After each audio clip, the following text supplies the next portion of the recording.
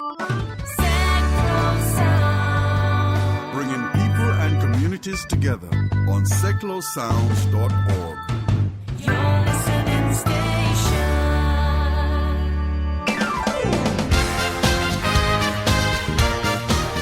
Hi, I'm Terry Sullivan and welcome to this week's Sticks Radio Show here on Seclo Sounds. Very, very special show today. I'm joined on the show in a UK exclusive interview from his home in Sydney, Australia by the legendary Leo Sayer, and we're going to be playing tracks from his brand new album, which is not released in the UK until the 28th of August, so we've got it first here on Seclo Sounds. Now, let's play a track from the new album. It's called Restless Years. Let's play the title track before we speak to Leo in Sydney, Australia.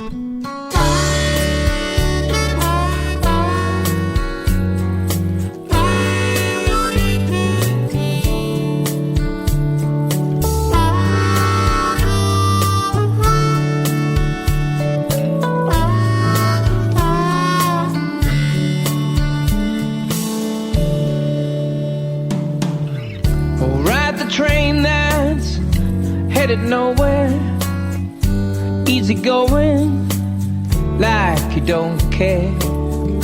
Find a station, get off somewhere in your restless years. Hold on when your dreams are fading, can't see all that you're creating.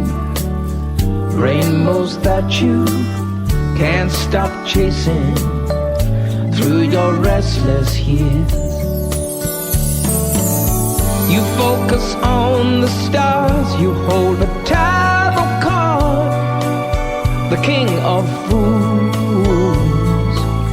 So pick the lock and find the stairway, send your dreams across the airways. Your confusion's temporary in your restless years.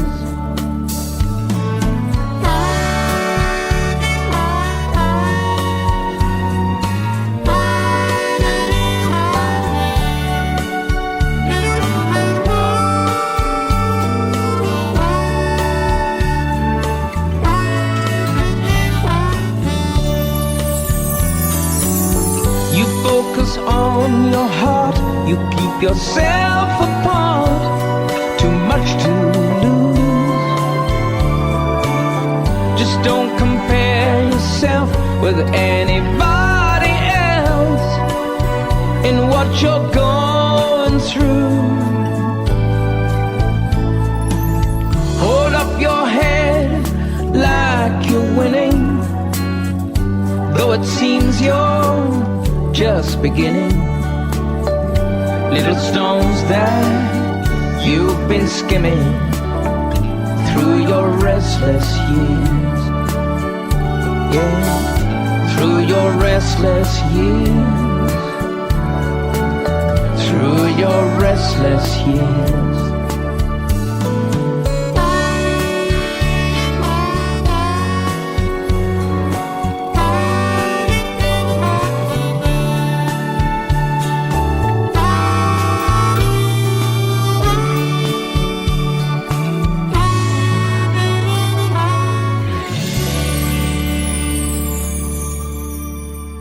That's Restless Years for my guest today, none other than Leo Sayer. Good morning, Leo, or should I say good evening? I know, over here in Australia, we're the other side of the world. The other side of the world, yeah. Funnily enough, I made the record down here in Australia with a live band that I've been touring with, and it came out earlier this year, but I'm really happy to see it's well received in the UK, and we're setting up for a big release there. It's going to be fantastic. Yeah, I mean, it comes out in the UK just before you arrive here in England on... That's right. It comes out on the Friday the 28th of August, so we're going to get a chance to play it before you arrive, because you're doing a bit of a tour, which we'll talk about in a little while. Yeah, I arrive on the 1st, so I think I'm going to be doing lots of visiting TV and press and everything like that before the tour. But I got in first. Good at the reaction, it's good. I mean, yeah, we'll talk about the album in a little while. I mean, you now live in Australia. Why Australia? Well, years and I know, and the Ashes coming up. Yeah, oh, don't. Her as well. I don't know. Quite a few years ago, not a lot was happening for me in the UK, and I kept getting offered all this work in Australia, and so I was coming down and visiting, and met a manager, and I really wanted to get on with some new records, and quite on making new records. And the thing was that in England at that time, I think it's kind of different now, but you know, nobody was interested in anything unless it was Simon Cowell or, you know, the Voice things or new artists. And they said, well, I don't know what we do with you, Leo. So meanwhile, I had offers for a lot of work from Australia and a lot of live work as well. And, you know, the package just looked so good. And I've got to say, as soon as I came down, it was fantastic, you know, and I've been working down here hard ever since. But there is a but to it.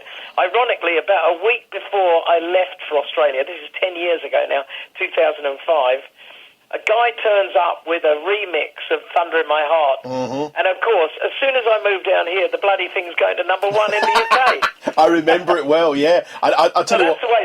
But I reckon the move was good because it tempted fate, as it were. Well, sometimes you'll always wonder what if, and it's funny how the British bands and that. I mean, I had Les McKeown on the show about 2 years ago, and he's huge in America and Canada, and they love him. It is. That's the way that music throws itself around the world. And look at all those Australian bands like In Excess and you know, Midnight Oils that had and AC/DC, of course. How can you ignore them? That have had success all over the world, and the American bands in the UK. I know, and the British bands. Travels, and my music's always been big down under.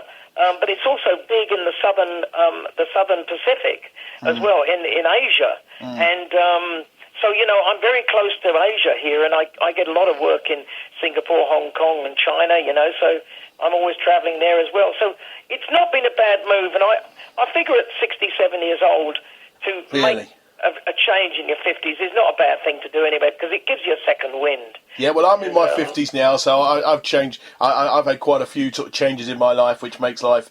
It makes it a bit fresher, doesn't it? I don't disagree with that one. I think so. And the other thing is, because I'm a songwriter, to be actually in a different environment, you get very inspired by that. So it wakes up ideas in your head. You know, I live a very nice life here, but ironically, I live in a very British-looking village in the Southern Highlands, like a sort of an hour and a half south of Sydney. And ironically, it's so English here. It's just not true. It's all English tea rooms and things That's like that. lovely, though, isn't it? I suppose haven't really left. Doesn't make you that homesick. So the brand new album, I say we're going to be playing it today before it comes out. It's called The Restless Years. I just played the title track. What's it all about?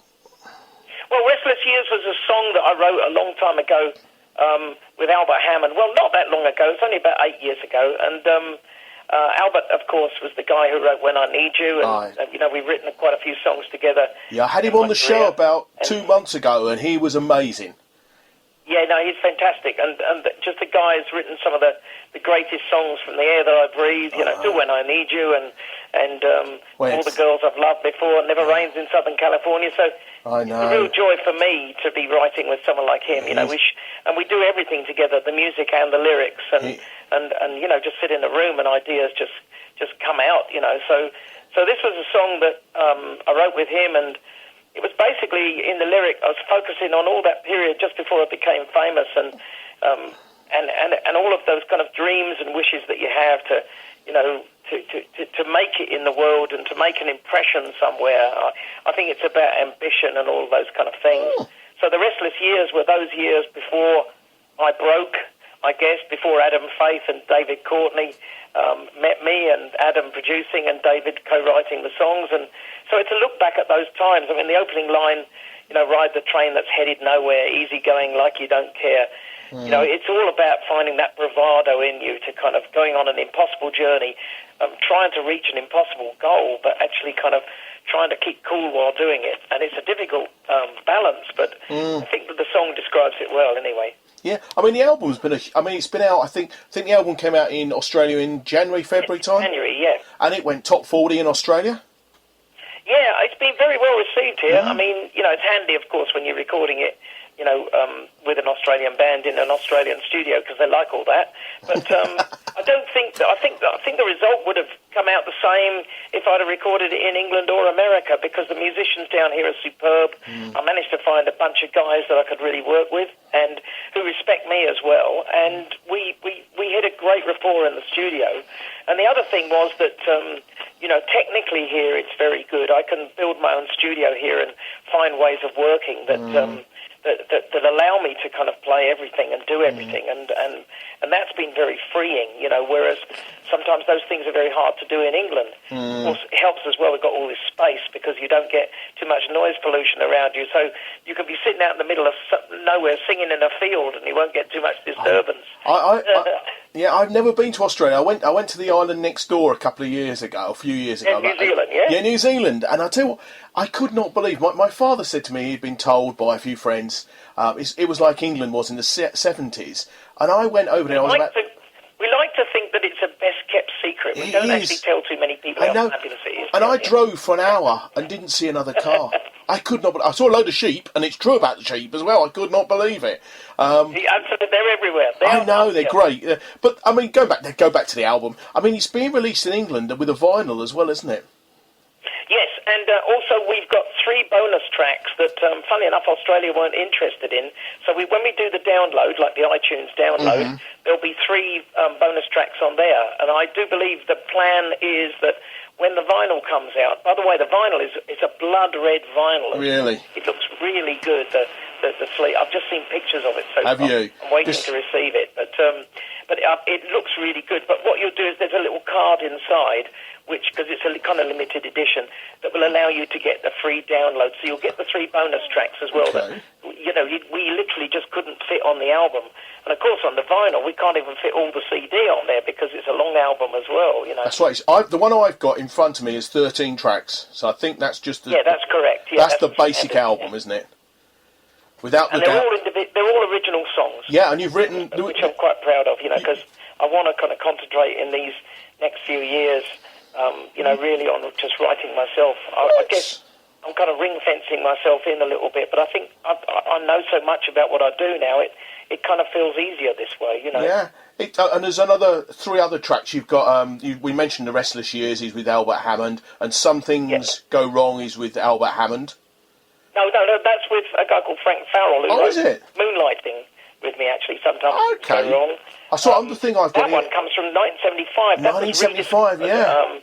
I was going through an old tape and listening to some things on it, and there was this song, and I thought, bloody hell, that's good. We should do that. So I started playing it with my band, and I toured England 2 years ago, and funny enough, my nephew, who plays trumpet, came on stage and played that song with me in Worthing, and I was thinking it was going down really well. So sometimes, songs can come from a long way back, and you find yourself doing them, Is there plans to release a single from the CD? Well, I don't know what they do with singles these days, and really, I think in albums, So, I like albums, I must admit. I'm always kind of... I like to think that an album full of songs, they're all chapters in a book, and they can all be slightly different, but they're all kind of characters in a play. And I like to make albums, really. I'm old-fashioned like that. Well, I'll tell you what, we're going to take a little break. I don't think there's a single really on there that would be describing all of the songs, you see, because they're all slightly different in style. Okay, well, let's take a break and we'll play another one of your tracks. Which one would you like me to play? You could play Competing with a DJ. Yeah, I know. I was going to have issue with you about that one. Okay, we'll play that, and then we'll chat again about Competing with a DJ. Okay, cool.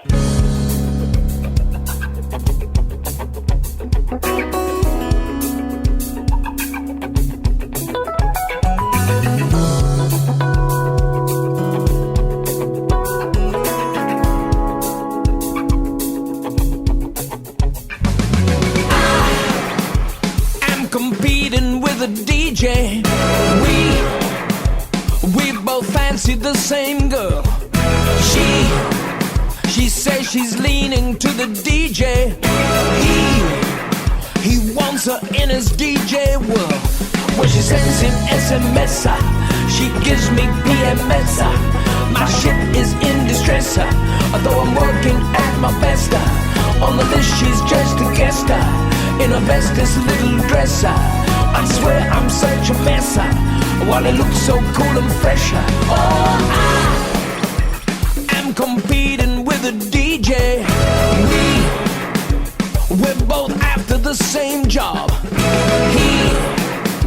She's only got a box of rats.